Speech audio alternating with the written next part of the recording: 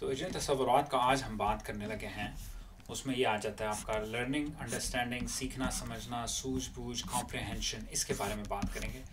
इन अल्फाज से जाना जाता है जिस तसव्वुर को आज हम बात करना चाहते हैं, जिसके ऊपर जिसमें घुसना चाहते हैं, जिसके अंदर कुछ समझ हासिल करना चाहते हैं जिस तसव्वुर की, ठीक है, वो तसव्वुर हमारा कौन सा है, उस इन अल्फाज से लोग बयान करते हैं। ठीक है, सीखना, समझना, सूझबूझ, लर्निंग, अंडरस्टैंडिंग, कॉम्प्रहेंशन कि क्या है ये, कैसे हम सीख सकते हैं, बेहतरीन तरीके से कैसे सीख सकते हैं। तो एक तो चीज़ ये है जी कि अगर आपने कोई चीज़ सीखनी है ना, कोई आप चीज़ सीख रहे हैं, तो उसको अगर आपने अपनी समझ बढ़ानी है, पक्की करनी है, मजबूत करना है, तो दूसरों को समझाएं, दूसरों को सिखाएं और समझाएं, सिखाएं और समझाएं। ये बड़ी चीज़ ज़रूरी है कि ख़ुद सीखने के लिए अगर आप मसला कोई आपके अगर बच्चे शच्चे हैं या कोई आपके दोस्त हैं, कुछ आप नई चीज़ सीख रहे हैं, तो आप उनको सिखाएं। आप उनको कह यार इधर आओ, मैं तुम्हें एक चीज़ बताता हूँ। जैसे अगर आप कोई नई किताब पढ़ रहे हैं या आप कोई नया कोई हुनर हासिल कर रहे हैं, जैसे आप प्रोग्रामिंग सीख रहे हैं या कंप्यूटर चलाना में कोई चीज़ें सीख रहे हैं या कोई और इस तरह की कोई चीज़ आप सीख रहे हैं, कोई साइकिल चलाना, कोई गाड़ी चलाना, ये वो जो भी, तो उसके लिए आप ये कर सकते हैं कि आप दूसरों को सिखाएं, ठीक है, और समझाएं कि कैसे कर रहे हैं। और एक और चीज़ आप ये कर सकते हैं कि आप उसको इस्तेमाल अपनी ज़िंदगी में करें। जो भी आप चीज़ सीखें ना, उसका इस्तेमाल करें। जितना आप इस्तेमाल करेंगे ना, आप जो इल्म हासिल कर रहे हैं, उतनी आपको समझ बढ़ेगी। समझ बढ़ेगी कैसे बढ़ेगी? जब आप इल्म हासिल करेंगे, जब आप इस्तेमाल करेंगे अपने इल्म को।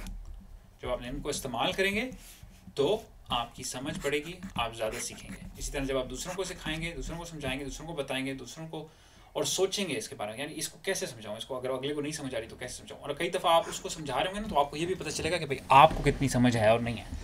क्योंकि अगर आप उसको सही तरह से नहीं समझा पा रहे, वो सवाल कर रहा है उसका, यार ये चीज़ नहीं समझ आ रही, वो नहीं आ रही, इसका मतलब अगर आप नहीं समझा पा रहे, इसका मतलब अभी आपकी भी अभी समझ में कई जगह पे खिला मौजूद है, गैप है। तो आपने फिर वहाँ आपको समझ आ जाएगी, अच्छा यार इधर से मैंने ये वाली चीज़ को समझना है, क्योंकि ये चीज़ मैं नहीं सिखा पाया।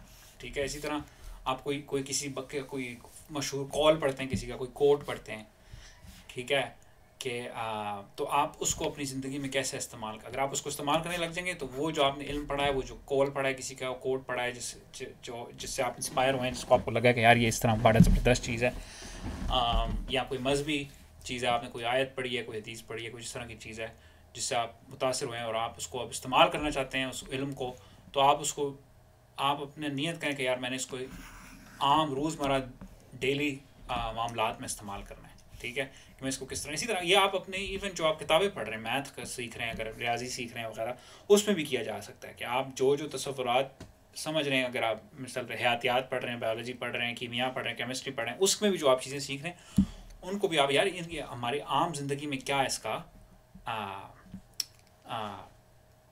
एप्लीकेशन क्या है, ये किस जगह पर आम ज़िंदगी में कैसे इस्तेमाल हो रहा है, करके देखें, उसको कैसे सोचें, उसके बारे में सोचें।